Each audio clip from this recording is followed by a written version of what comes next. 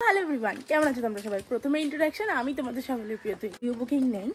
আজ রয়েছে একটা লোকেশন পার্টি মেকআপ ওয়ার্ক, তো আমি যাচ্ছি সেখানে। খুব একটা দূর না আমার এখান থেকে, তবে 10-15 মিনিটের রাস্তা, টোটো করে যেতে হবে। তো চলো যাওয়া যাক।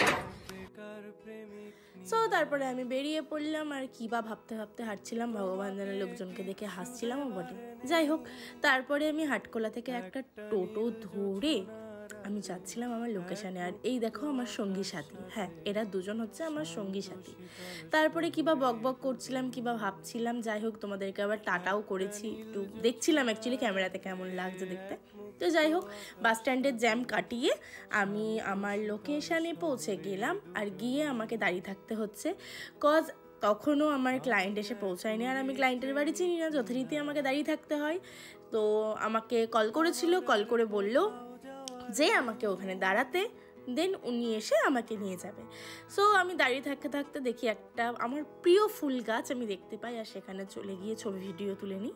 আর তারপরে আমার ক্লায়েন্ট চলে আসে, আমাকে নিয়ে যায় তাদের বাড়িতে।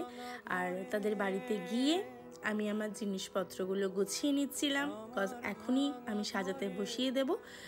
তো আমার হাতের কাছে সব কিছু নিয়ে বসছিলাম। তো দিদির কাছে আমি শুনে নিচ্ছিলাম সে আজকে কেমন সাজতে চায়। তোমার মতো করে দাও, ঠিক আছে? আর মানে কোনো রিকোয়ারমেন্ট আছে যে না আমার চুলটা এরকম হবে বা আমার আইটা এরকম হবে? আর চুলটা তো ওপেন হেয়ারে রাখবো।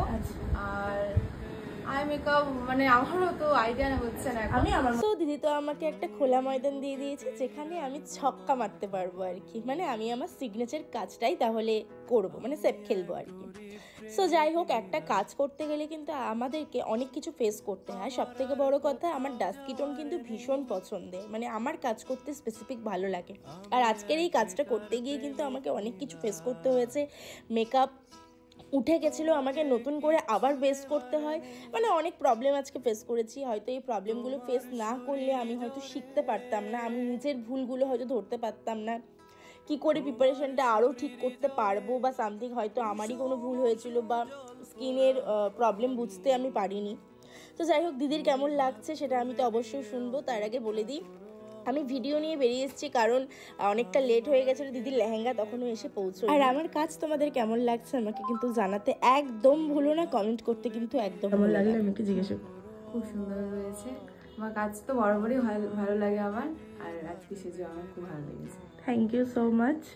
তোমাকে থ্যাংক ইউ। সো আজকের মতন ভিডিও কিন্তু এখানেই শেষ। দেখা হচ্ছে তোমাদের সাথে আবার একটা নতুন ভিডিও নিয়ে। টাটা।